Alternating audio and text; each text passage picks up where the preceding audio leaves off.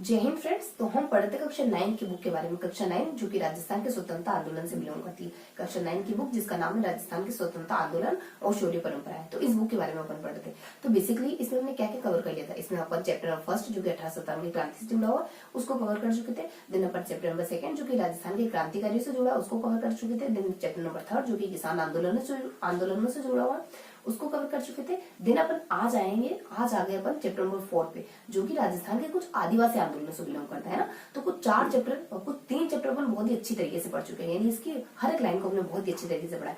Chapter number first जो कि 1857 की क्रांति से जुड़ा हुआ, इसमें हमने क्या क्या देखा था, थोड़ा सा बैकग्राउंड देखा था। उसके बाद किस किस जिलों में 1857 की क्रांति की किस किस तरीके से रूप दिखाई देते हैं उस बारे में हमने जानकारी लेते।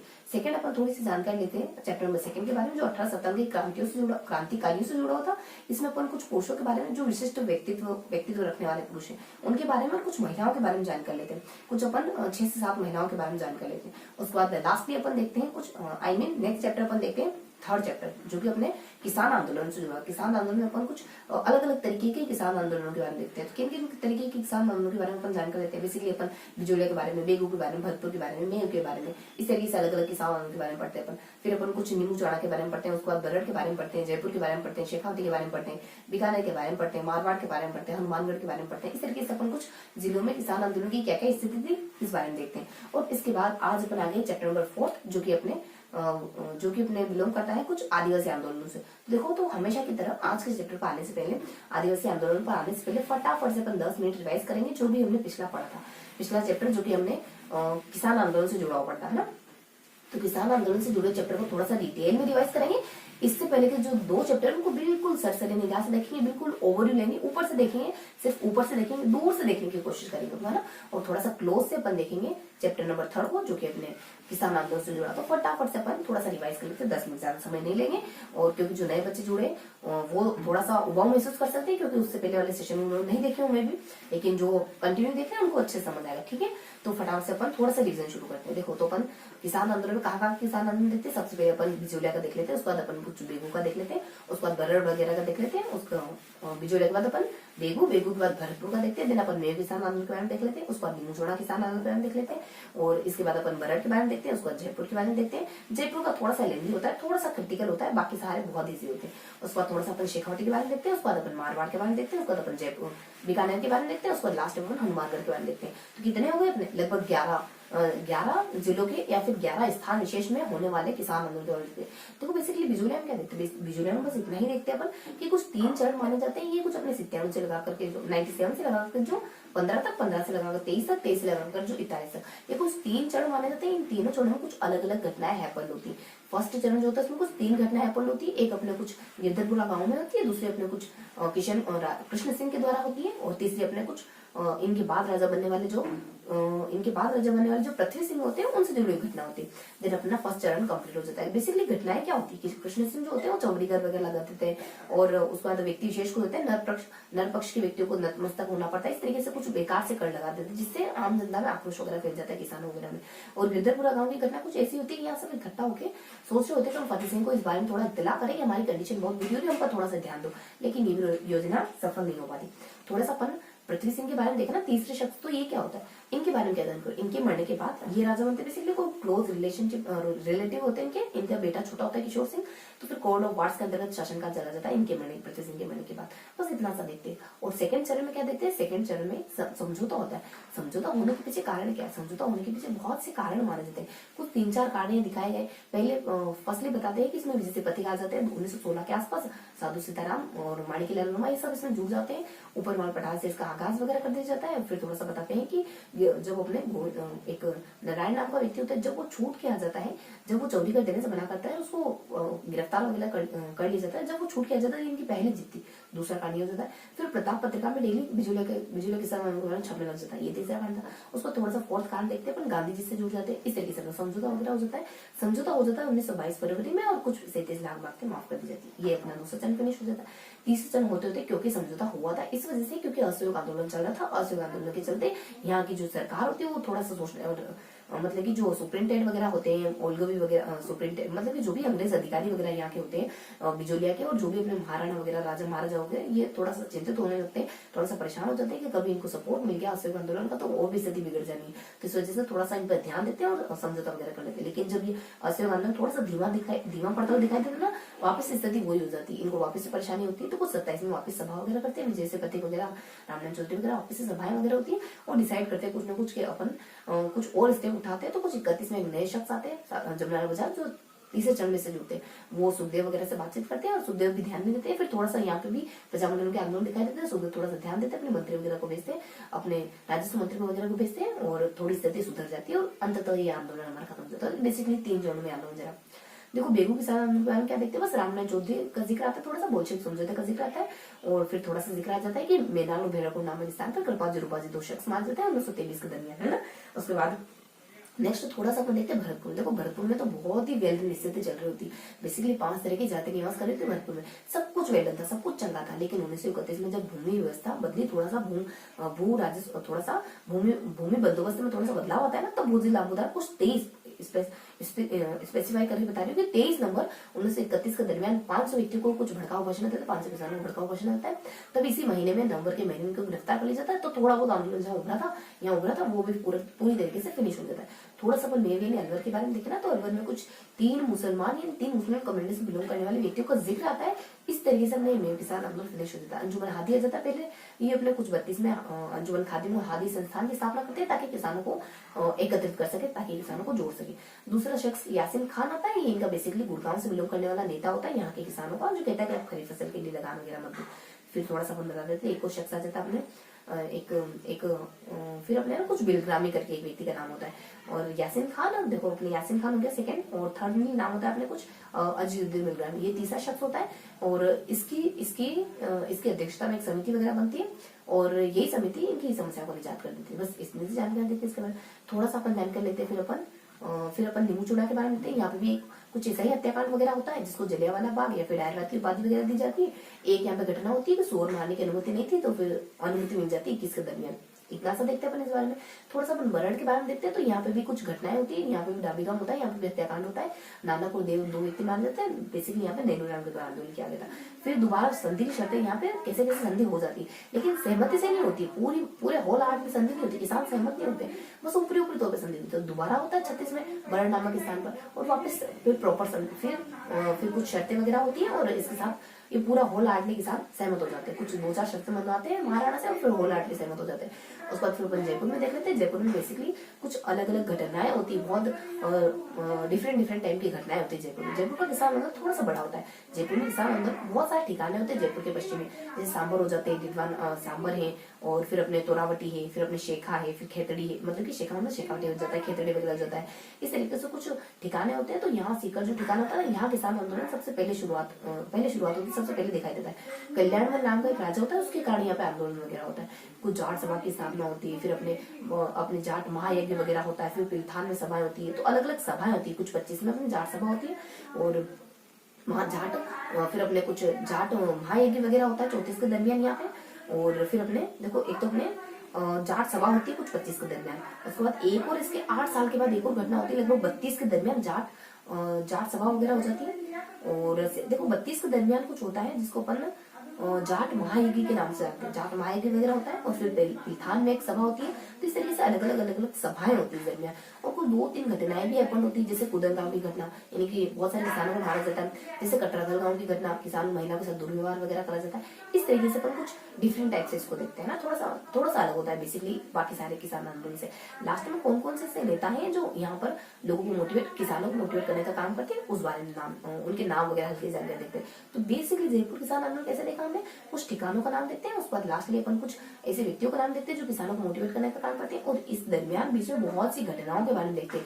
यानी किसान यहाँ कल्याणमल कहता है मैं तुम्हारे कर वगैरह को कम करूंगा, नहीं करता है तो किसान बहुत मोटिवेट होते हैं विद्रोह वगैरह करने के लिए। विद्रोह वगैरह होता है, बहुत सी छोटी छोटी घटनाएं होती है, कभी कूदन गांव में हो गई, कभी कटरा तलगांव में हो जाती है, कभी कुछ सभा जाट सभा कर रहे हैं, कभी मतलब कि अलग अलग ओकेजन पे लोगों को इकट्ठा करके समझाने की कोशिश करेंगे राजा का विरोध करो। कभी पिलथान सभा होती है, कभी जाट सभा होती है, कभी जाट महायज्ञ होता है। तो इस तरीके से अलग अलग घटनाएं अपन हो रही होती है। उसके बाद नेक्स्ट अपन देख लेते हैं कुछ शेखावटी आंदोलन। इसमें कुछ ज्यादा जानकारी नहीं होती, बस ये बताते हैं कि शेखावटी के ऐसे कौन कौन से इलाके हैं जहाँ आंदोलन हो रहा होता है, इन आंदोलनों का कारण क्या होता है। बेसिकली कुछ कुछ स्थान होते हैं और उन स्थानों पर मतलब सामंतों के द्वारा सामंतों के द्वारा कुछ बुरी तरीके से ट्रीट करा जाता है किसानों को। तो इस तरीके से आंदोलन हो रहे होते हैं। उसके बाद लास्ट में किसान क्या कदम उठाते हैं उस बारे में थोड़ा सा देखते हैं। पर कभी ये महाराणा को पत्र लिख रहे हैं, कभी निजाम सरकार को रिपोर्ट भेजता है। फिर लास्ट में जब हमारे इंदिरा शास्त्री प्रधानमंत्री और अपने कुछ एक शख्स होते हैं अपने जो अपने टीकाराम पालीवाल ये जब राजस्व मंत्री बनते ना, तब स्थिति थोड़ी यहाँ सुधरती है। बस इतना सा देखते शेखावटी में। देन अपन थोड़ा सा देख लेते हैं अपने मारवाड़ किसान आंदोलन। देखो मारवाड़ किसान आंदोलन होता कुछ यूं है कि जो अपने मारवाड़ लोक परिषद है ना, सबके सब जिम्मेवारी इसी के ऊपर थोप दी जाती है। यहाँ के सामंत कह रहे होते कि तुम्हारी वजह से, क्योंकि किसानों को सपोर्ट करते थे, कहते तुम्हारी वजह से किसान भड़काऊ कंडीशन में आ गए, मतलब हमारे खिलाफ विद्रोह करे, तुम ही उसका कारण। तो यहाँ मारवाड़ लोक परिषद के साथ बहुत बुरा ट्रीट हुआ। इन्होंने सिर्फ चंद्रावल के ठाकुर से इतनी परमिशन मांगी थी कि हमें ना उत्तरदायी शासन लाने का मतलब कि उत्तरदायी शासन लाना दो आपके यहाँ चंद्रावल में। तो ये मना कर देते, उल्टा पीटते और इनके बहुत सारे किसान नेता, बहुत सारे प्रजामंडल के नेताओं को। सेकेंडली जब ये डाबड़ा कांड कर रहे होते तब भी सामंतों के द्वारा इनके साथ बुरा व्यवहार किया जाता है। बहुत से व्यक्तियों को मरवा दिया जाता है, बहुत से नेताओं को मरवा दिया जाता है। मोतीलाल के साथ तो बहुत बुरा व्यवहार करा जाता है, उसकी पूरी फैमिली के साथ, पत्नी का चेहरा वगैरह मतलब विरोध कर दिया जाता है, माँ को मार दिया जाता है, बेटे को और पिताजी को। इस तरीके से बहुत बुरा ट्रीट करा। बीकानेर में अलग अलग गाँव के बारे में देखते हैं। कभी उदरासर गाँव में होता है। उदरासर गाँव में बेसिकली 37 प्रकार की लाख बागते होती है। 1927 में सबसे पहले लाख बाग का विरोध यहाँ बीकानेर में नहीं करा गया था। उदरासर गाँव, दूसरा खरा गाँव में हनुमान, उदरासर गाँव में जीवन नाम का व्यक्ति होता है जो कहता है कि किसानों को थोड़ा ध्यान दो और इनके साथ अच्छे से ट्रीट करो। फिर अपने हनुमानगढ़ गाँव होता है, दुधवाखारा गाँव होता है। हनुमान नामक शख्स होता है जो बार बार शालू से मिलता है, विद्रोह वगैरह करता है, बहुत बार जेल भी जाता है, लेकिन ये भी असफल रहता है। रायसिंह नगर एक गाँव और होता है जहाँ बीरबल मारे जाते हैं इसी दरमियान, है ना।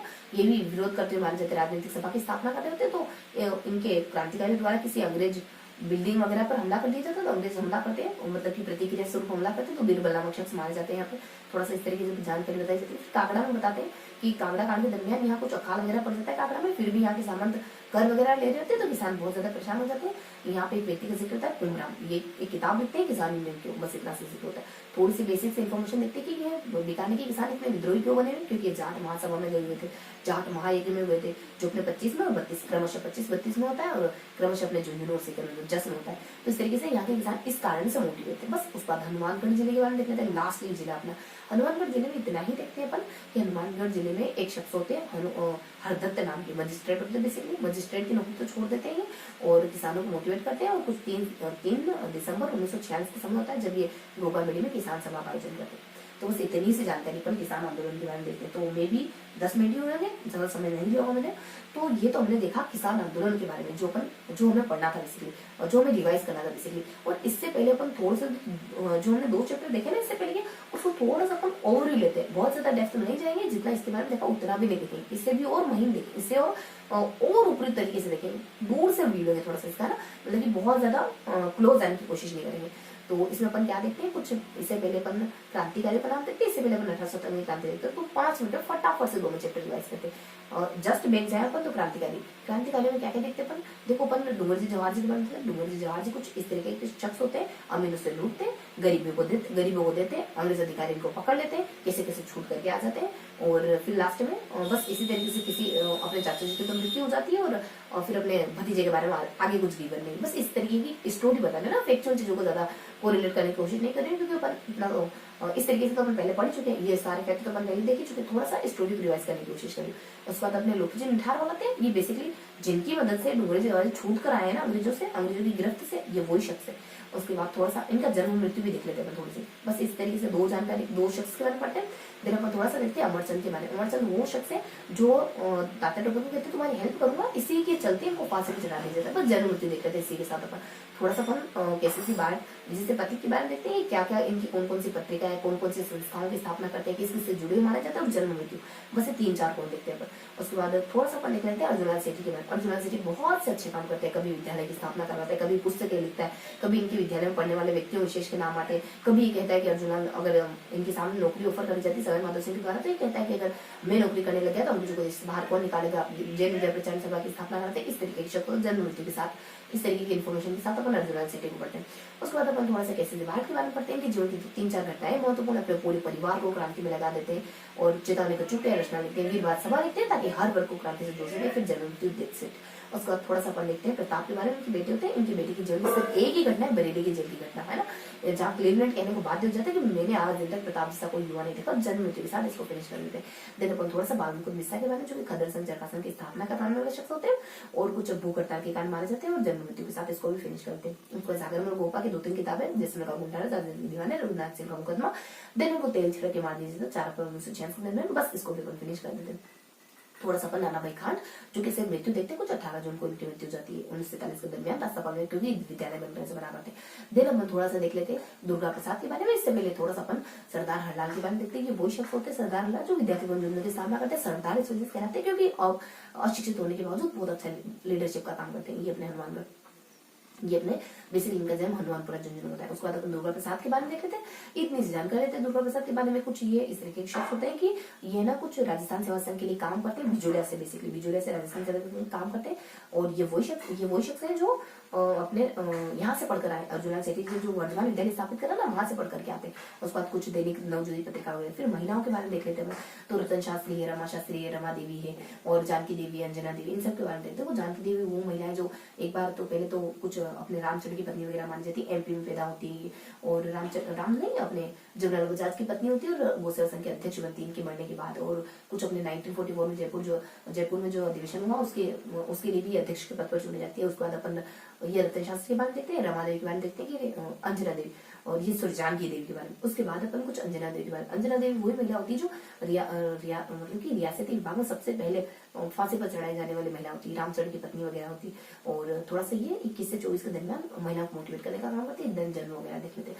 उसका थोड़ा सा रतन शास्त्री क्या करती है, अपने पति के साथ जो महिलाओं की शिक्षा के लिए स्थापित करेगी ना जीवन कोटर कार्यक्रम स्थापित कर, उसमें थोड़ा हेल्प करती है। अंडरग्राउंड लोग जो 1942 के आंदोलन के दौरान क्रांति के लिए जो अधिकारी अंडरग्राउंड लोग हैं उनके लिए उनकी हेल्प करती है। और कुछ जयपुर प्रजामंडल के जो सत्याग्रह आंदोलन होता है उसके लिए हेल्प करती है। देन जन्म मृत्यु के साथ जन्म और पति के नाम के शास्त्री, जन्म कहाँ कुछ होता है, इस तरीके से अपन देख लेते हैं। थोड़ा सा अपन देख लेते हैं रमादेवी वही महिला है जो बिजुलिया जाती है और कहती है कि मैं तब तक इनके साथ मारपीट होती है, कहती है मैं तब तक आगे रहूंगी जब तक किसानों के साथ अत्याचार होता रहेगा।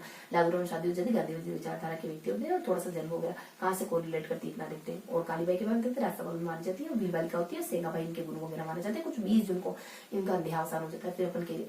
फिर अपन हल्की जानकारी किशोरी देवी के बारे में। किशोरी महिला देवी वही जो पति की मदद करती है, शेखावटी बाघोर बेगार प्रथा का जो आंदोलन होना था वहां पे मदद करती है अपने पति सरदार सिंह की। उसके बाद कटरदल गांव में कुछ महिला सभाओं का महिला सम्मेलन करती है। 10,000 महिलाएं आती है 1934 के दरमियान। क्यों करा, क्योंकि मानसिंह में सोते अपने सिहोर की मानसिंह द्वारा सोतेबाज के सब कुछ दूर हुआ था। तो ये कुछ बेसिक ऑडियो था। आपने कुछ क्रांतिकारी के बारे में थोड़ा सा अपन बेसिक इन्फॉर्मेशन ले लेते हैं। 18 शताब्दी क्रांति के बारे में 18 शताब्दी क्रांति थोड़े से कारण वगैरह देखते हैं अपन। फिर अपन सेकेंडली थोड़ा सा देखते हैं अलग अलग जीवों के बारे में। देखो मैं थोड़ा सा 2 मिनट पहुंच दूंगी, 2 मिनट क्या सिर्फ 1 मिनट में आई, मैं बस 1 मिनट आप यही बने रहना।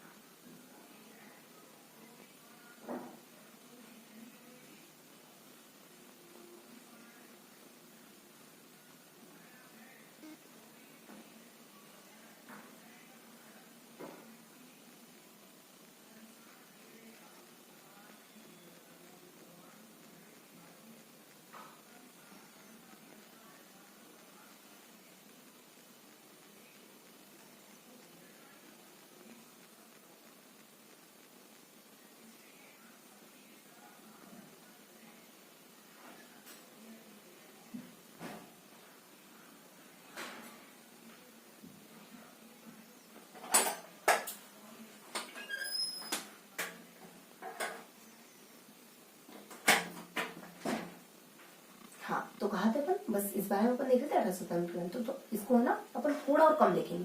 फर्स्ट चैप्टर में थोड़ा डिटेल से देखा, सेकंड अपन थोड़ा कम देखते हैं, उसके बाद ये जो लास्ट चैप्टर है इसको अपन बहुत ही ऊपरी ऊपर देखेंगे। तो ये 1897 की गांधी जुड़ा चैप्टर है, इसमें अपन थोड़ा सा बैकग्राउंड देखते हैं, कारण वगैरह देखते हैं, थोड़ा सा बेसिक इन्फॉर्मेशन देते हैं, पृष्ठभूमि क्या रही है, उसके बाद कहाँ का कौन कौन से जिलों में क्रांति होती है, इस तरीके से देखते हैं।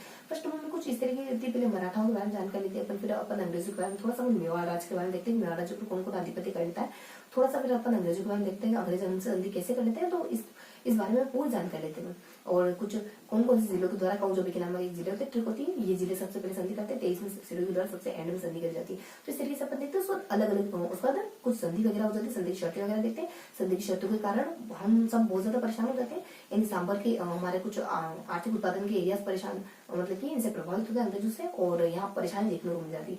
उसके बाद थोड़ा सा अपन देखते हैं कि यहाँ के हमारे जो राजा लोग हैं वो भी कैसे परेशान है, कभी नाबालिग को बिठा दिया जाता है, कभी नाबालिग को हटा दिया जाता है, नाबालिग को बिठाते हैं ताकि शासन कर सके, नाबालिग को हटा देते हैं ताकि इनडायरेक्ट तरीके से मतलब उसको हटा देते हैं, नाबालिग के हटा दिया जाता है। बहुत बांसवाड़ा में इस तरीके की घटनाएं पड़ती है, नाबालिग बिठाए अलवर में, उसके बाद अपने कुछ दूसरे व्यक्ति को बिठा दिया, राजा कोई है कोई किसी और को बिठा दिया, ये प्रतापगढ़ की घटना है। उसके बाद अपने कुछ जो राजा के नियरेस्ट है उस व्यक्ति की मदद करते हैं, तो अपने सालिम सिंह अपने कोटा की घटना है। उसके बाद भटियानी माता को पच्युत कर दिया जाता है। तो इस तरीके से हमारे राजा लोग परेशान है, आम जनता वगैरह परेशान है, आम जनता मतलब उनकी परंपरा को तोड़ा जा रहा है, इनको उनका मानना है बेसिकली। सैनिक वगैरह परेशान है, सही पद नहीं दिए जाते उनको, इस तरीके से सैनिक वगैरह बहुत सारी चीजों को सैनिक वगैरह परेशान है।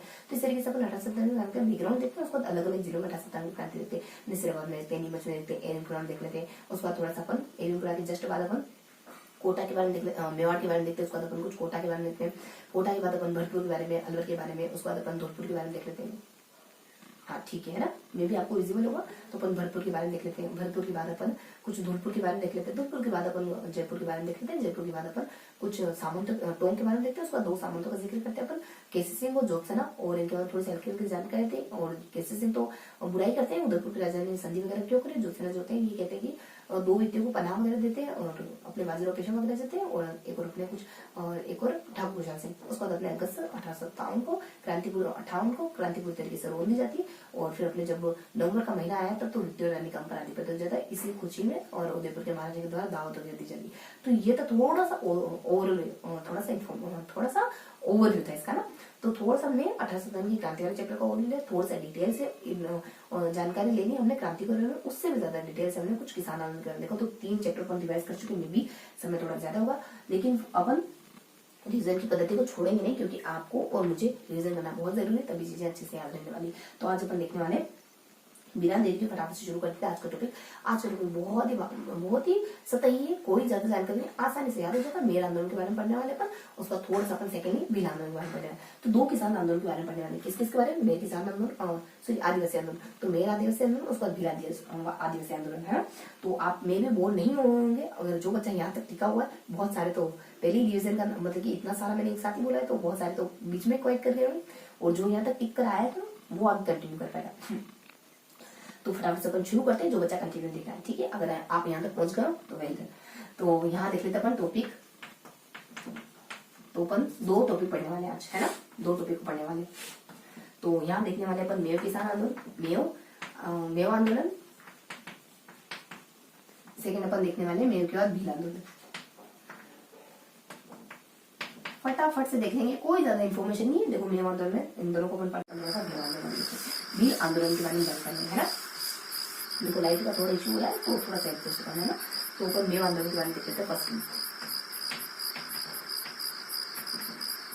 सिर्फ मुश्किल से 20 मिनट लगेंगे पूरे सेशन करने में, 20 या 25 मिनट, बहुत हल्का सा सेशन रहेगा आज का। क्योंकि देखो मेव आंदोलन के बारे में क्या पढ़ना है, देखो मेव आंदोलन के बारे में इन्फॉर्मेशन सिर्फ इतनी आती है कि मेव आंदोलन में होता कुछ यूं है कि मेव आंदोलन में मेव और अंग्रेज इन दोनों के बीच संधि हो जाती है, दोनों सहमत है, फिर अचानक से कहते तुमने संधि शर्त तोड़ी और अंग्रेजों के द्वारा इनका हमला बोल दिया जाता है। अब ये जो दोनों देते हैं इनके द्वारा भी हमला करा जाता है, तो आपस में लड़ रहता है और जीते का कौन, अंग्रेजी जीते अंततः। तो इस तरीके से कुछ इंसिडेंट होता है, और ये सारे इंसिडेंट को थोड़ा सा फैक्चुअल तरीके से देखेंगे, सन वगैरह डिफाइन कर लेंगे। बस इतना होता है, जो मैंने स्टोरी बताई ना आपको, उसको थोड़ा फैक्चुअल तरीके से देख लेते हैं। तो ये होता है अपना 1918 है, 1920 है, 1918, 1900, उसके बाद अपने कुछ 1919 आ जाता है, फिर अपने 1920 आ जाएगा, उसके बाद अपने 1921 आ जाएगा, उसके बाद 1922 आ जाएगा। बस इस तरीके की समय पे आ जाएगा। थोड़ा सा 18 क्या होता है कि जहां गाँव में बिल्डर के द्वारा, बिल्डर और झांका, बस बिल्डर के द्वारा जहां गाँव में समझौता कर लिया जाता है मेरे के साथ। 19 में क्या होता है, नसीराबाद की कहते हैं कि तुमने नसीराबाद और चौकियों की स्थापना, कहते कि तुमने संधि की शर्तें तोड़ दी, नसीराबाद की सेना को लेकर आते हैं और मेयों को खदेड़ते हैं, चौकिया वगैरह स्थापित कर देते हैं जहाँ पे मेरे निवास कर रहे थे वहाँ पर। और फिर बताते हैं 20 की घटना होती है, 20 में कुछ जो हमारे मेय होते हैं ना, ये भी अपने प्रतिक्रिया स्वरूप हमला वगैरह करते हैं। और ये क्या करते हैं, क्योंकि प्रतिक्रिया से हमला करते हैं तो कुछ अपना एक झांग गाँव में जो पुलिस चौकी होती है ना, उसमें वहाँ पर आग वगैरह लगा देते हैं, आग जलने की समस्या वगैरह देखी जाती है यहाँ पे। तो अपने झांग गाँव झांक में अंग्रेज हत्याकांड करवा देते अपने में कर देते हैं अपने में और मेरे जाति के किसान। उसके बाद थोड़ा सा 21 में देखते हैं तो नियंत्रण स्थापित कर लिया जाता है अंग्रेजों के द्वारा, नियंत्रण।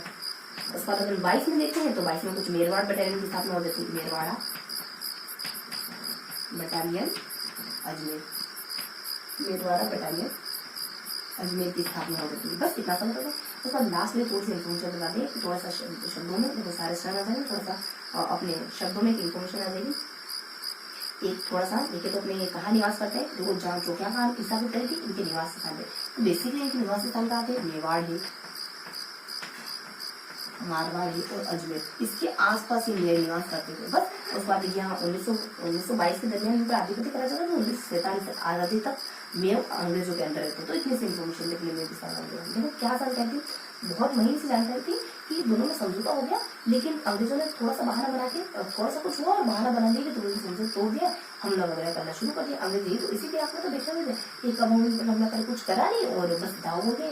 तो ये क्या चुप बने, ये भी कुछ प्रतिक्रिया स्वरूप हमले वगैरह करते हैं, देन इन पर आधिपत्य स्थापित हो जाता है अंग्रेजों को और आजादी तक रहता है। तो ये सारी घटना को थोड़ा सा तथ्यों में देखें तो 18 में मिल्टन के द्वारा झांगों में समझौता हुआ था मेमों के साथ कि हम मतलब कि हम आपस में ना स्नेह से रहेंगे, मतलब ना तुम मुझे परेशान करना और ना हम तुम्हें परेशान करेंगे, ऐसा कुछ समझौता था। लेकिन 19 में कुछ कह के रोका दिया जाता है, नसीराबाद की फौज लेके, नसीराबाद की सैनिक लेके आते हैं, अंग्रेजों में को खदेड़ा जाता है, चौकिया वगैरह स्थापित कर दी जाती है जहाँ मेव निवास करे। कहाँ रहते हैं इसमें मेव, अजमेर, मेवाड़, मारवाड़ा और अजमेर, इस इलाके में मेव जाति निवास किया करती।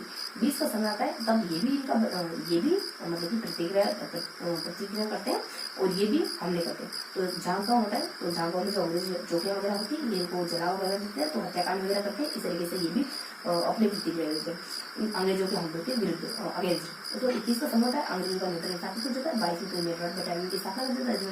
तो ये बेसिक इन्फॉर्मेशन थी मेव की सामग्री के बारे में, जितनी जानकारी इसमें जीवन है वो सारी जानकारी कवर हो चुकी है। अब देखेंगे भील की सामग्री के बारे में, भील आदिवासी मतलब भील आंदोलन के बारे में। देखो इसमें भी कोई ज्यादा जानकारी नहीं होगी, बस थोड़ा सा अपन भीलों के द्वारा आंदोलन क्यों किया गया और फिर जो आंदोलन हुआ उसके कारण देखेंगे। उसके बाद इसके उपाय क्या हुए, मतलब वास्तव में कैसे भीलों के बीच में और अंग्रेजों के बीच में या फिर महाराणा के बीच में, यहाँ के राजा के बीच में समझौता कैसे हुआ, वो देखने वाले। और इस दरमियान इस बीच में क्या देखने वाले अपन, इस बीच में देखने वाले कि अलग अलग स्थानों पर जहाँ भील रहते थे वहाँ आंदोलन कब हुआ और किसी स्थान विषय से जुड़ी अगर कोई ज्यादा महत्वपूर्ण घटना हुई ना तो उसको थोड़ा सा देखेंगे। तो बाकी तो सिर्फ नहीं देखने वाले कि इस समय में यहाँ आंदोलन होता है, इसमें यहाँ होता है, इसमें यहाँ होता है, और किसी में थोड़ी सी ज्यादा इन्फॉर्मेशन है, थोड़ी सी जानकारी और है तो उसके बारे में अपन देखने वाले। और लास्ट में जो अपन आंदोलन देखने वाले कि यहाँ होता है, तो उनमें से कोई इंपॉर्टेंट एरिया है ना, उसको एक आधे एरिया को, जैसे कि नंगलपुर में गोविंदगिरी को लेकर के थोड़ा डिटेल से पढ़ेंगे, तो उसमें से एक आधे एरिया को पिकअप करेंगे, जिससे नंगलपुर को देखेंगे और थोड़ा सा उसको डिटेल से बनाएंगे। तो इस तरीके से अपन बना रहा। तो फटाफट से देख लेते हैं। देखो थोड़ा सा बताते हैं कि भीलों के कारण क्या थे। तो कारण बेसिकली माने जाते हैं, एक तो अंग्रेजों की भील विरोध नीति,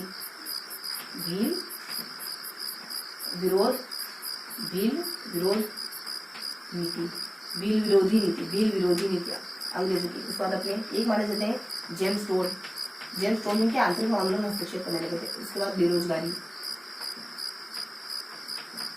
ये भी मतलब कि इनको नौकरियों से निकाल दिया गया था और अंग्रेज अधिकारी आने के मतलब अंग्रेजों के आने के बाद भीलों को सैनिक वगैरह के पद भी मिल रहे थे राजाओं के अंडर, क्योंकि अब अंग्रेजों का आधिपत्य हो गया था। तो अंग्रेज इनको सपोर्ट ऐसे ही करते थे, तो अंग्रेजों का संरक्षण प्राप्त हो गया था, तो सेना की कुछ खास जरूरत हो महसूस नहीं होने लगी थी राजाओं को, तो सेना कम रखने लगे थे, तो ये बेरोजगार होने लगे थे। तो अपने कुछ भील विरोधी नीति आते थे, जेम्स टोड कराते थे, बेरोजगारी। उसके बाद एक दो घर होते हैं महत्वपूर्ण, एक तो अपना एक तो है चौकीदारी कर, चौकीदारी एक तो है चौकीदारी कर। उसका देखिए बोलाई कर जब व्यापारी जब इनके यहाँ से गुजरते थे इनके गाँव से, भीलों के गाँव से, तो वो उनकी रक्षा करते थे और बुराई कर देते थे उनसे। चौकीदारी अपने आसपास के जो पाल वगैरह गाँव वगैरह थे उनकी रक्षा के लिए लेते थे। तो बेसिक से कारण है। और उसके बाद थोड़ा सा अपन देख लेते हैं कि अलग अलग एरियाज में भीलों के द्वारा कब कब विद्रोह हुए। बस इतना से देखेंगे, लास्ट में समझौता देखेंगे, इस तरीके से देखने वाले हैं। तो यहाँ अपन देख लेते हैं अलग अलग एरियाज में कब कब हुआ। तो सबसे पहले अपन देख लेते हैं डूंगरपुर में कब होता है। डूंगरपुर में 1925 का समय आता है। तो यहाँ अपने कुछ कब होता है, कहाँ मतलब कि यहाँ समझौता हो जाता है डूंगरपुर में, थोड़ा विद्रोह दिखाई दिया और विद्रोह दिखाई देता है और भीलों का। और देन एंड भी 1925 का समय आता है, तब ये समझौते वगैरह कर लेते हैं। तो सिमूर, वालू और नंदू, तो सिमूर, वालू, नंदू और देवल, ये कुछ ऐसे इलाके हैं जहाँ के भीलों के द्वारा समझौते वगैरह कर जाते हैं।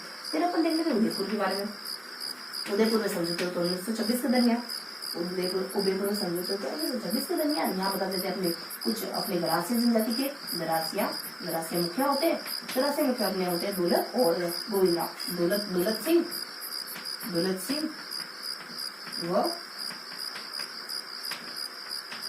गोविंदा, इन दोनों के द्वारा समझौते कर लिए जाते हैं, आत्मसमर्पण वगैरह कर लिया जाता है, लंबी वारदात वगैरह चलती है, लंबी बातचीत वगैरह होती है, बहुत बार आपस में मिलते हैं, मतलब बैठकी वगैरह करते हैं, लेकिन लास्ट में आत्मसमर्पण वगैरह कर देते हैं।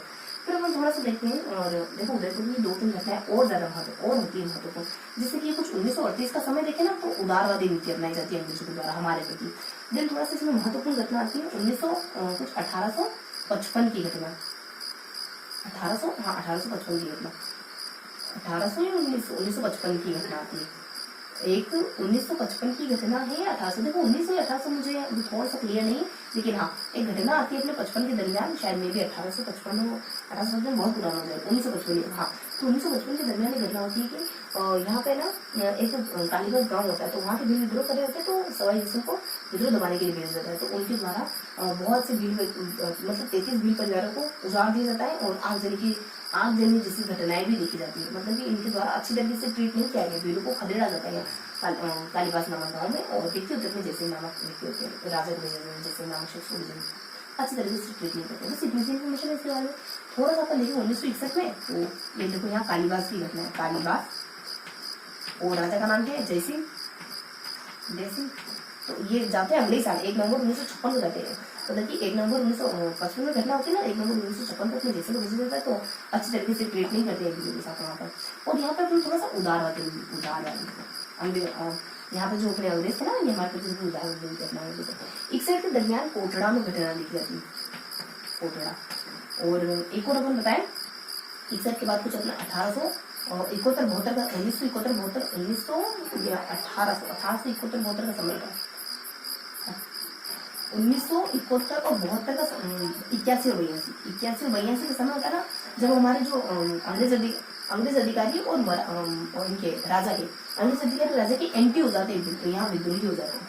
उदयपुर के जो भील है, तो यहाँ पे बिल्कुल विद्रोही हो जाते हैं राजा के और अपने अंग्रेज अधिकारी के। और बस ये 2-3 घटनाएं होती है, उदयपुर में थोड़ी सी एडिशनल जानकारी की जरूरत होती है। कोटड़ा में होता है उदारवादी नीति अपनाई जाती है, 55 की घटना होती है। और अपने विद्रोही कब हो जाते हैं, विद्रोही कुछ अपने 1981 से लगाकर 82 के दरमियान ये विद्रोही बन जाते हैं।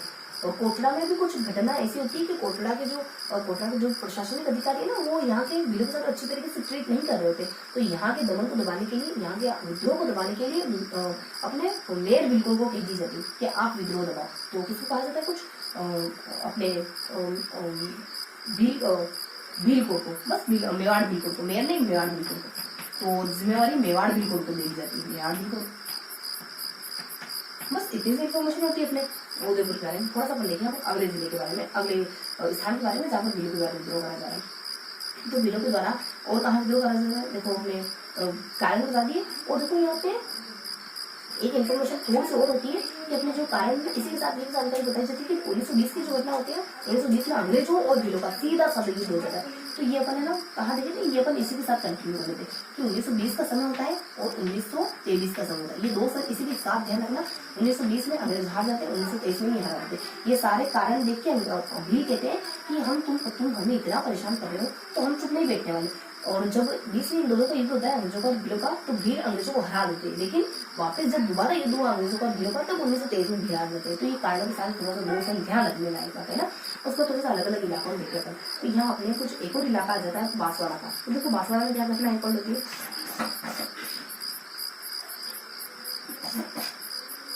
हाँ तो फटाफट से देख लेते बांसवाड़ा क्या करने पर थी। तो देखो बांसवाड़ा में अपने विद्रोह कब होता है, 2 बार होता है विद्रोह। एक तो अपने होता है 1936 के दरमियान, 1936 के दरमियान, और एक अपने 1944 के दरमियान। देखो इनमें क्या इन्फॉर्मेशन होती है एडिशनल जानकारी के तौर पर। और 1936 में तो अपने बांसवाड़ा के विद्रोह द्वारा विद्रोह वगैरह कर दिया जाता है। 1936 में विद्रोह करा, 1944 के दरमियान सिर्फ बांसवाड़ा के व्यक्ति ने विद्रोह नहीं करा, बल्कि अपने गुजरात के व्यक्ति विद्रोह करे। इसी समय पर गुजरात के अपने पोसीना नामक स्थान पे, उसका अपने सिरोही के व्यक्ति भी विद्रोह करे इस दरमियान। और फिर थोड़ा सा एडिशनल जानकारी बताएं तो अपने जो बांसवाड़ा के राजा वगैरह थे ना, ये अपने एक वकील होता है किशोर सिंह नाम से, उसको ये मालवा भेज देते, मालवा सुप्रिंटेंडेंट मालवा अंग्रेज सुप्रिंटेंडेंट एजेंट कुछ मालवा अंग्रेज एजेंट के पास भेजते हैं और कहते हैं कि आप हमें हेल्प करो, क्योंकि हमारे यहाँ के विद्रोह होते हैं ना बहुत उपद्रवी हो गए, तो मदद करो थोड़ी विरोध विद्रोह दबाने। तो इस तरीके से थोड़ी सी एडिशनल जानकारी थी इसके बारे में। उसके बाद अपन नेक्स्ट देख लेते हैं बांसवाड़ा के बाद जयपुर गुजरात के बारे में। तो गुजरात में आंदोलन कब होता है, गुजरात में आंदोलन होता है 1946 में। यहाँ कुछ नहीं होता है, बस एक कुंवर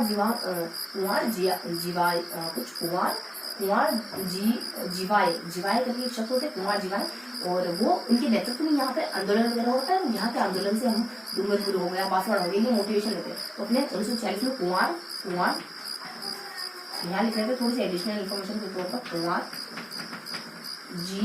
जीवा नामक शब्द होता है।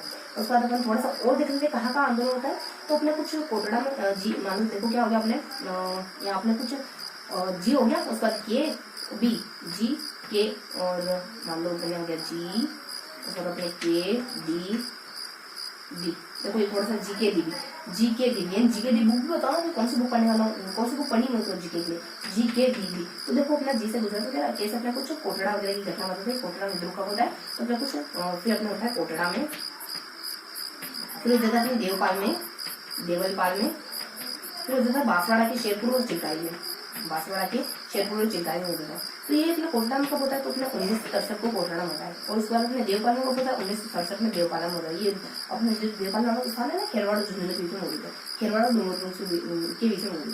उसके बाद अपने बांसवाड़ा के अपने शेरपुर और चिल्काई 2 स्थानों को देखते हैं। ये होता है अपने 1972 और 73 के दरमियान होता है। उन शेरपुर चिल्काई में छापामार तरीके से युद्ध कार्य होते हैं यहाँ के वीर, और यहाँ के वीरों का जो विद्रोह है ना वो झाबू और सेलाराम तक पहुंच जाता है। इस तरीके से इन्फॉर्मेशन होती है। तो अपने देखो ये अपने बांसवाड़ा में थोड़ी सी एडिशनल इन्फॉर्मेशन क्या होती है, शेरपुर और चिल्कारी, शेरपुर प्लस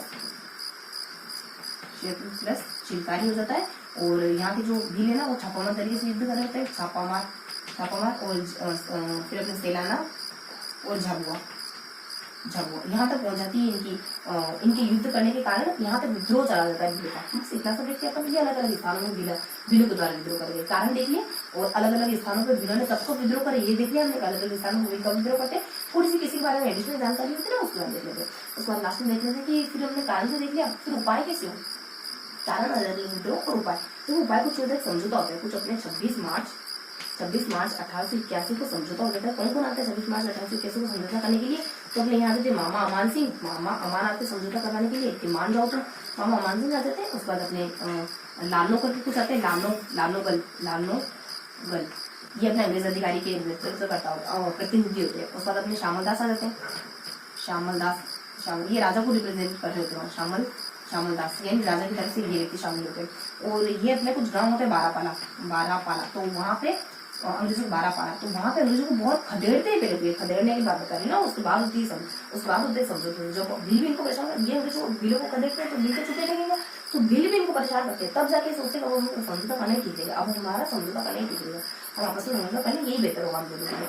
कुछ 26 मार्च 1881 समय मामा लाला शाम को मामा शाम को कुछ लाना, और फिर अजगत में बारापाला नामक स्थान पर ये कुछ भीलों को खदेड़ते। 2 दिन तक बहुत उनको उनकी स्थिति बहुत बेकार कर देते थे। 2 दिन तक उनको मारते हैं, पीटते हैं, बुरा सलूक करते हैं उनके साथ। 26 मार्च 27 मार्च को करते हैं और 28 मार्च को भी करते हैं उनके साथ बुरा सलूक। उसके बाद नेक्स्ट बताया जाता है, ये कुछ समय होता है 25 अप्रैल का समय आ जाता है, 25 अप्रैल 1881 का समय आ गया। और अब क्या होता है, रिखनदास अपने कुछ भीलों के कुछ नेताओं का नाम आता है। देखो यहाँ अपने कुछ इन नेताओं का नाम देख लिया, भीलों के नेता का नाम देते थे। भीलों में अपने नेता होते हैं गोमती है, उसके बाद अपने जोय है, गोमती है, खेमा है और जोयती, फिर अपने जोयता। ये भीलों के कुछ विद्रोही नेता होते हैं। और 25 अप्रैल 1881 को समझौता होता है। तो समझौता इन व्यक्तियों से हुआ, भीलों के कुछ विद्रोही नेता थे और रिखनदास नाम होता है। और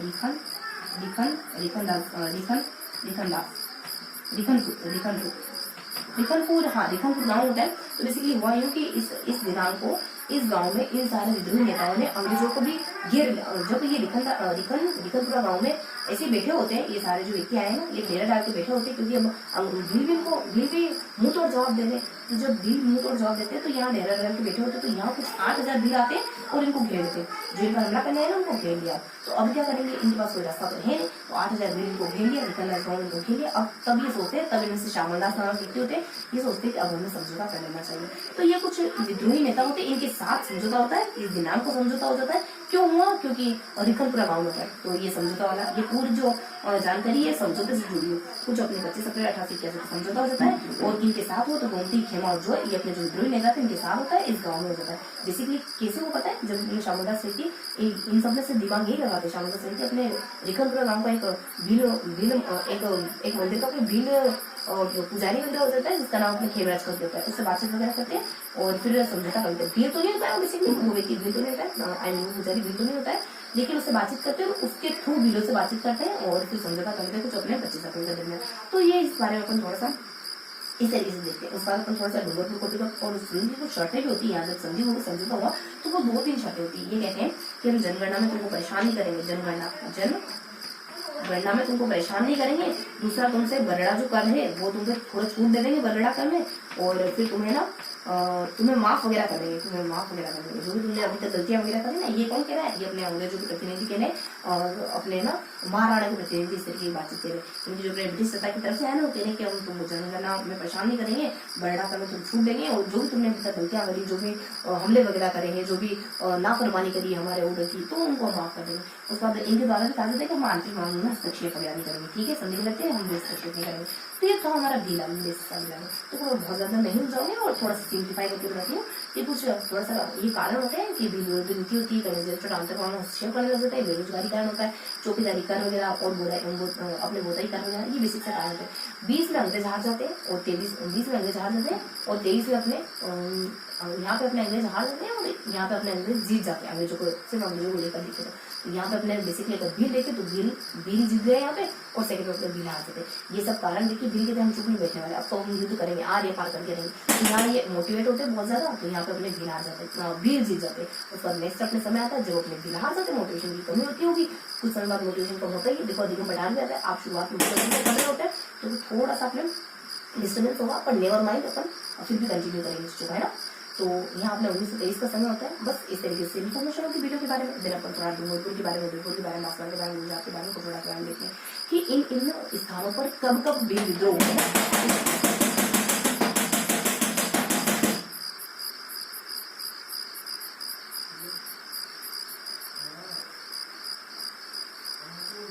देखो कंटिन्यू करेंगे, लेकिन 2 सेकंड की पोज रखेंगे ना।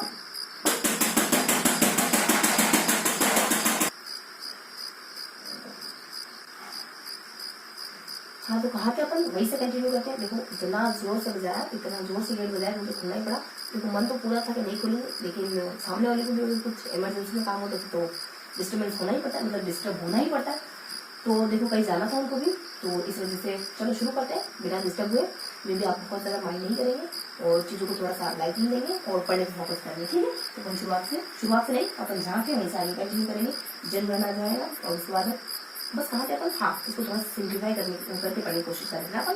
डूंगरपुर में 25 में होता है, उदयपुर में 26 में होता है, बांसवाड़ा में 36 में होता है, 44 में भी होता है, और गुजरात में अपने 46 में होता है, उसको कोटरा में 63 में होता है। उसका अपने और नेक्स्ट आ जाएगा अपने कोटरा तक देख लिया, उसका अपने देवपाल नामक स्थान में 67 में हो जाता है, और बांसवाड़ा के अपने 2 स्थान होते हैं, शेरपुर चिलकारी, उसमें अपने 72 में हो जाता है।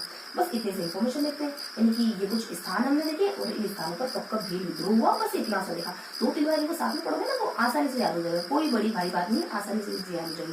देखो मैं 25, 26, 46, बस ये, और 63, 73 बीच में साथ, बस इतना सा देखना है। 25 और 25 है, उसका 25, और इसके यहाँ देखो तो कुछ 26, 36, 46, और फिर 63, 73 बीच में 67, बस इतना सा देखना है अपना बस। और क्या क्या होता है तो डूंगरपुर में थोड़ा सा अपन थोड़ी सी एडिशनल इन्फॉर्मेशन है, उदयपुर में भी थोड़ी सी एडिशनल इन्फॉर्मेशन, 2-4 बातें और है तो उसको ध्यान कर लेंगे। बांसवाड़ा में थोड़ी सी एडिशनल इन्फॉर्मेशन यहाँ को लेकर आ जाती है कि इस समय और भी स्थान हो रहा है, सिर्फ ये देखिए ना गुजरात के ओसीरम नाम के स्थान और सिरोही में भी हो रहा है, तो इस तरीके से देख लेते हैं। और गुजरात में बस 1946 में कुमार जीवा के नेतृत्व में हो रहा है, बस इतनी सी इन्फॉर्मेशन होगी। कोटड़ा में यहाँ हो रहा है, कब हो रहा है, इस समय हो रहा है, और यहाँ अपने देवपाड़ा में इस समय हो रहा है, और बांसवाड़ा में इस समय हो रहा है। और प्रॉपर नाम बताए तो शेरपुर चिल्कारी में हो रहा है, छापा तरीके से कर रहे हैं, और अपने सेलाना और झाबुआ तक पहुंच गया है ना। तो इस तरीके से बेसिक इन्फॉर्मेशन देते हैं। एडिशनल जानकारी देखो, थोड़ी सी एडिशनल जानकारी बताते चलती हूँ। क्या एडिशनल जानकारी थी यहाँ पे 25 में ना, जो समझौता हुआ ना, तो इन गाँव के लोगों ने करा, सिमुलवाल, नंदू और देवल ने करा। फटाक से देखेंगे, ज्यादा समय नहीं लगा। सिमुलवाल, नंदू और देवल ने करा, इन गाँव के लोगों ने समझौता करा। यहाँ 26 में समझौता हो रहा है ना, तो इसके साथ अपन थोड़ी जानकारी देते हैं। समझौता करने वाले कौन, वो व्यक्ति अपने कुछ गरासिया बिलों के दौलत और गोविंद दो लेता है। समझौता करने से आपकी समझ भी करें। 2-4 बातें, कुछ ये 4 घटनाएं और होती है उदयपुर से जुड़ी जो थोड़ी इंपॉर्टेंट है। 38 में कुछ अच्छी यानी उदाहरण भी अपनाई जाती है। 55 में एक घटना होती है कालीबास वाली। कालीबास में जैसे बिजनेस रहता है तो कुछ वहाँ पे बुरा ट्रेड करके आता है। एक नंबर 1956 को जब वहाँ जाता है तो बिलों के साथ अच्छी तरीके से व्यवहार नहीं करता है। वहाँ पे बिलों के साथ कुछ मतलब कि बिलों के परिवार को जला वला दिया जाता है, 33 परिवार मार दिया जाता है इस तरीके से। और 61 में अपने उदयपुर के कोटड़ा पर्टिकुलर स्थान में विद्रोह चल रहा होता है। यहाँ पर 63 में भी देखते हैं ना कोटड़ा, तो 61 में अपने, हाँ मतलब 61 में उदयपुर के कोटड़ा में 61 में भी होता है, 63 में भी होता है। उसके बाद 81-82 का समय होता है ना, तब तो जो उदयपुर के वीर थे ना वो अंग्रेजों के और अपने महाराणा के बहुत ज्यादा एंटी हो जाते हैं। तो ये कुछ 4 इंसिडेंट देखते हैं अपन उदयपुर में, ठीक है। तो ये पहला अपने इसके बारे में देखा, दूसरा अपन उदयपुर के बारे में देख लेते हैं। ये सारी इन्फॉर्मेशन उदयपुर की थी। इसके बाद बांसवाड़ा अपन देख लेते हैं। बांसवाड़ा में कुछ नहीं देखते हैं, बस इतना सा देखते हैं कि जो 44 में घटना हुई ना, ये इसी दरमियान अपने यहाँ लिखा नहीं मैंने, तो चलो यहाँ लिखा नहीं मैंने, यही लिख देती हूँ मैं कि बांसवाड़ा में, यहाँ लिख देती हूँ थोड़ा सा कि जब बांसवाड़ा 1944 में होती ना, उस समय अपने गुजरात में भी हो रही है, उसी समय सिरोही में भी विद्रोह हो रहे, बस इतनी से घटना आ जाती है। और यहाँ पे ना किसी एक व्यक्ति को, किशोर सिंह को, एक वकील होता है, किशोर सिंह वकील होता है, महाराणा का एक वकील होता है किशोर सिंह, उसको भेज देते एमपी कि तुम एमपी से मदद मांग के आओ। अंग्रेजों की जो अंग्रेज की एक एमपी में मालवा कुछ मालवा एजेंसी करके होती है, तो उससे मदद मांग के आओ, तो मदद लेकर आता है व्यक्ति। और ये अपने किशोर सिंह, तो इस तरीके की इन्फॉर्मेशन क्या आता है अपने किशोर सिंह और अपने किशोर केसरी वकील को माला भेज देना। तो ये 44 की घटना हो जाती है। उसके बाद अपने गुजरात में 46 में बस कुमार जीवा कर रहे होते हैं, बस इतनी सी इन्फॉर्मेशन होती है। उसके बाद कोटड़ा में बाकी इनमें तो कुछ जानकारी देखते नहीं था। और फिर अपन लास्ट वाले बांसवाड़ा के बारे में जानकारी देख लेते हैं कि अपने शेरपुर है, चिल्कारी में हो रहा है विद्रोह, शेरपुर चिल्कारी में हो रहा है, छापा तरीके से हो रहा है, सेलाना और झाबुआ तक पहुंच गया विद्रोह। बस इतनी सी इन्फॉर्मेशन देख लेते हैं। उसके बाद अपन थोड़ा सा यहाँ देख लेते हैं, क्या देखते हैं यहाँ पर कि कुछ हमारे बिलों को खदेड़ा गया, इस समय खदेड़ा गया, इन लोगों के द्वारा खदेड़ा गया, इस गाँव में खदेड़ा गया। उसका समझौता हो जाता है, इस समय हो जाता है, इनसे होता है और इस गाँव में हो जाता है। उसके बाद फिर अपन नेक्स्ट देख लेते हैं कि संधि की शर्तें हो जाती है, जनगणना है, बरड़कर है, और अपने फिर कुछ माफ कर देना है, और ये भी कहते हैं हम हस्तक्षेप नहीं करेंगे। तो इस तरीके से अपन बिल विद्रोह के बारे में देखते हैं, बिल आंदोलन के बारे में देखते हैं। उसके बाद अपन क्या जानकारी लेते हैं, इसके बाद अपन हल्की सी जानकारी ले लेते हैं कुछ एक डूंगरपुर के बारे में। डूंगरपुर के विद्रोही जो डूंगरपुर है उस बारे में थोड़ी सी डिटेल से जानकारी लेते हैं। तो वो फटाफट से देख लेते अपन डूंगरपुर के बारे में। डूंगरपुर इसमें क्या देखते हैं अपन, डूंगरपुर हल्की सी इन्फॉर्मेशन देते थे। एक होते हैं यहाँ पे डूंगरपुर के, और डूंगरपुर का भील विद्रोह, भील विद्रोह इसके बारे में क्या देखते हैं। इसमें अपन एक व्यक्ति का जिक्र पढ़ेंगे, गोविंद गिरी, गोविंद गुरु का जिक्र पढ़ेंगे, गोविंद गुरु और गोविंद गिरी के बारे में पढ़ने वाले। तो इसके बारे में थोड़ा सा इनके बारे में डिटेल से पढ़ेंगे। सबसे पहले थोड़ा सा व्यक्तिगत जीवन देख लेंगे, उसका थोड़ा सा प्रतीक देखेंगे, फटाफट से देखेंगे, क्योंकि आपका मेरा ज्यादा समय वेस्ट, ज्यादा समय अपन वेस्ट नहीं करेंगे, क्योंकि जितनी जानकारी, जितनी सामान्य जानकारी ना उतना ही इसको वेटेज देंगे अपन। तो देखो इनके बारे में बताते हैं। सबसे व्यक्तिगत जानकारी बताते हैं, बेड़सा, डूंगरपुर और बंजारा और बूंदी के राजगिरी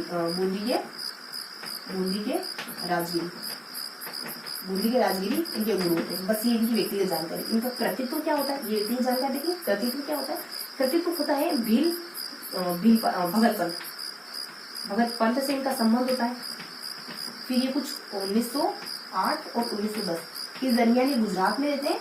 गुजरात में भीलों को मोटिवेट करने का काम करते हैं, जागृत करने का काम करते हैं। गुजरात भील उसी दरमियान इनके जब ये वहां थे तो अपने को 24 फरवरी 1910 का समय होता है, जब पोल पट्टा के भील समझौता कर लेते हैं और जागीरदारों के साथ समझौता, जागीरदारों और पोल पट्टा में समझौता होता है, जागीरदारों में। और समझौते के तहत कुछ 21 शर्तें होती है। समझौता हुआ ना तो कुछ 21 शर्तें होती है। तो जब ये वहां थे तो ये घटना हैपन हुई थी, जब ये वहां थे ये घटना हैपन हुई थी वहां पर 24 फरवरी 1910 को कोलपट्टा के भीड़ और अपने जागीरदारों के बीच समझौता हो जाता है और 21 शर्तें थी जब ये वहां पर। उसके बाद अपने राजस्थान में आते थे क्या धुनी की स्थापना करते थे, धुनी गाँव को धुनी मतलब धुनी की स्थापना करते और दूसरा करते और कुछ एक कोतवाल की नियुक्ति करते। कोतवाल एक धार्मिक मुखिया हुआ करता था कोतवाल, और भी जानता है मतलब कि गाँव के बारे में और भी इन्फॉर्मेशन रखता था कोतवाल, लेकिन एक धार्मिक मुखिया हुआ करता था। तो धुनी की स्थापना करते कोतवाल नियुक्त करते थे और जो राजस्थान है ना उसको हब बना दिया था। यानी राजस्थान में कुछ ये इनके कुछ इनको सुनने के लिए बहुत सारे लोग आते थे। तो गुजरात के अपने खेड़ ब्रह्मा से लोग आते थे और गुजरात के अपने खेड़ ब्रह्मा से लोग आते थे, पंचमहल से, इन 2 जिलों से आते थे और ईडर और थूम से आते थे, ईडर और थूम से आते थे और ईडर और थूम से आते थे और कहाँ से आते थे देखो लगभग अपने ना, चलो थोड़ा समय और है। तो फिर इधर खेड़ ब्रह्मा से पंचमहल से इधर से आते थे, थूम से आते थे और अपने डूंगरपुर और बांसवाड़ा से आते थे इनको सुनने के लिए लोग। बस इस बारे में अपन जानकारी लेते थे। और लास्टली एक और घटना होती है जब भी अपने राजस्थान में आते थे। ये घटना हमने देखी कुछ भगत पंत और उस बारे में, तो इनसे जुड़े इनके कृत्य ज्ञान देते हैं। भगत पंत से इनका संबंध होता है और ये कुछ अपने गुजरात में रहते कुछ दरमियान, वहाँ लोगों को मोटिवेट करते और उस दरमियान कुछ होता है, उसी दरमियान कुछ होता है। इसके बारे में राजस्थान में ये गुजरात देखने, ये राजस्थान में क्या क्या करते हैं उस बारे में देखने, धीरे स्थापना करते हैं। जब राजस्थान आ जाता है ना 1911 में, गुजरात गए थे 1911 में, तो राजस्थान होता है ना, तो ये कुछ इस तरीके से काम करते हैं। ये अपन देख लेते हैं खेड़, तो यहाँ पर खेड़ देख लेते हैं। यानी खेड़ ब्रह्मा है, पंचमहल है, उसका ईडर है, थून है और डूंगरपुर बांसवाड़ा, यहाँ के लोग इनको सुनने के लिए आते हैं। मतलब केंद्र बना दिया था इन्होंने। तो कुछ राजस्थान को इनकी गतिविधियों को केंद्र बना दिया, इतने सारे लोग इनको सुनने के लिए आए थे। तो ये सारा काम राजस्थान में होता है।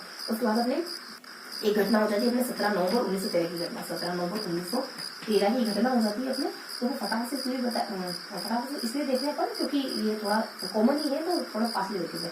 17 नवंबर 1913 को अपने मानगढ़ हत्याकांड हो जाता है। मानगढ़ हत्याकांड हो जाता है और मानगढ़ हत्याकांड होता है ना, तो कौन कौन मानगढ़ हत्याकांड, कौन कौन सी सेना आती है और जब मानगढ़ में सभा वगैरह कर रहे थे तो इनको गोलीबारी वगैरह कर दी जाती है। कुछ 1600 लोग मारे थे, लेकिन अंग्रेज रिपोर्ट के अनुसार कुछ 100 व्यक्ति मारे गए, 900 व्यक्ति घायल, इतना सा बता देता। और कौन कौन सी सेना इनको दबाने के लिए आती है, तो कुछ अपने देखो मे शास्त्र में वेला था, मतलब कुछ काम नहीं करेगा। तो ज्यादातर मेवाड़ आ जाएगा, मेवाड़ बिल्कुल आ जाएगा। और साथ में वेला मतलब वेले जली राइफल्स बटालियन आएगी। उसके बाद अपने सातवीं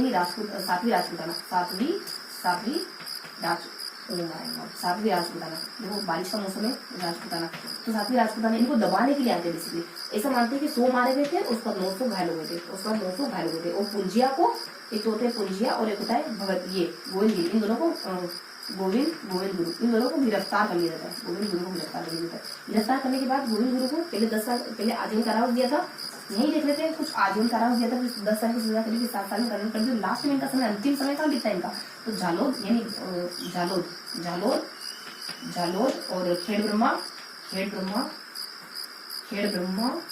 पंचमहल, सॉरी जालोद है उसका अपने पंचमहल गुजरात में, जालोद के पंचमहल के गुजरात में इनका अंतिम समय गुजरता है। वहां पर इनको निगरानी में रखा जाता है, वहां पर भी इनको भगत बिल सुनने के लिए आ जाते हैं। तो ये इन्फॉर्मेशन देखनी है अपने, सारी इन्फॉर्मेशन देखनी है। यानी अपने एक जिले को, एक स्थान को पिकअप करा, उसको डिटेल से देखिए। क्या देखा आप लोगों ने, डूंगरपुर भीड़ आंदोलन होते हैं, उसमें डूंगरपुर के भीड़ आंदोलन में पर्टिकुलरली गोविंद गुरु को लेकर के देखना है, गोविंद गुरु को लेकर के सारी इन्फॉर्मेशन देखना है। तो क्या देखते हैं, बस थोड़ी सी इन्फॉर्मेशन के व्यक्तित्व के बारे में, यानी व्यक्तिगत जीवन के बारे में, थोड़ी सी इन्फॉर्मेशन के कृतित्व के बारे में कुल 4 पॉइंट है बेसिकली।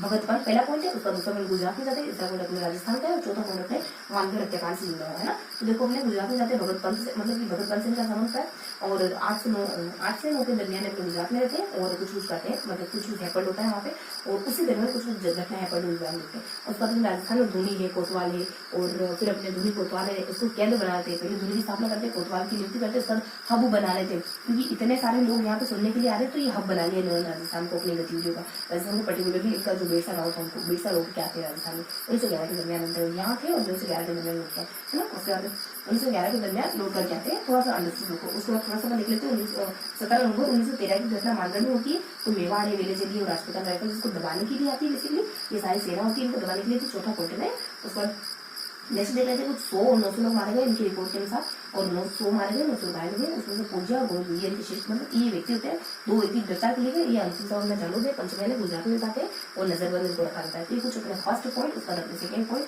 थर्ड पॉइंट और फोर्थ पॉइंट। तो ये कुछ 4 पॉइंट होते हैं।